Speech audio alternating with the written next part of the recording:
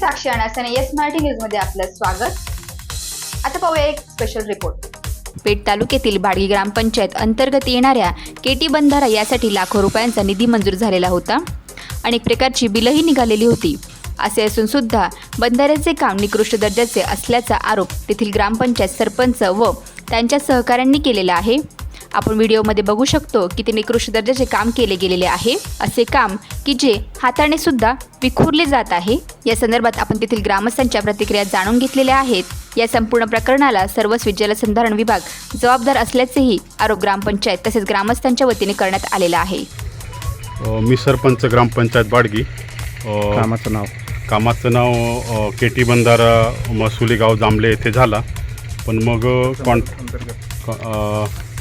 कॉन्ट्रॅक्टरने जे काम केलं ते एकदम निकृष्ट दर्जाचे असं काम केलं। आता ते मध्ये पूर्ण दगडा भरून ते सर्व हे केलं, सिमेंट कमी वापरलं।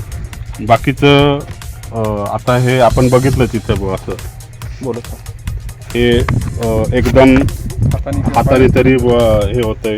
तर याची पूर्णतः चौकशी झाली पाहिजे आणि तोपर्यंत ह्या केटीला आम्ही प्लेटा वगैरे टाकून देणार नाही असं मी सरपंच आणि सर्व गावकऱ्यांच्या मती सांगतो। मी दिनकर भाई माजी सरपंच ग्रामपंचायत बाडगी गाव जांभले।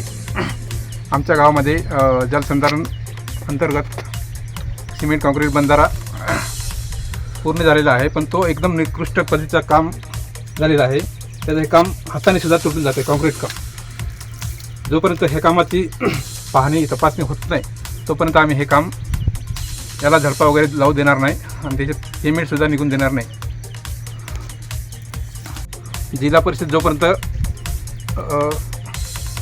पूर्ण दखल घेणार नाही तोपर्यंत आम्ही उपोषणाला बसणार आहे। हे जर निकृष्ट काम जर व्यवस्थित केलं नाही तर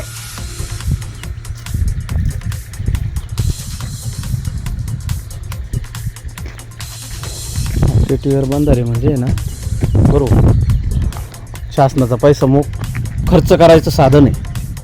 आदिवासी बहुल भागामध्ये अनेक कंत्राटदार येऊन मनमानी पद्धतीने कामे करतात। यावर लक्ष ठेवणारं कोणी नाही का? 2 वर्षापासून स्थानिक स्वराज्य संस्थेच्या निवडणुका नसल्याने अधिकारी मुजोर झालेले आहे असा आरोप ग्रामस्थांनी केला आहे। येस मराठीसाठी तालुका प्रतिनिधी पेठ। अशाच प्रकारच्या ताज्या घडामोडींसाठी yes Marathi news YouTube channel share करा, सबस्क्राईब करा, लाईक करा आणि पाहत राहा येस मराठी न्यूज।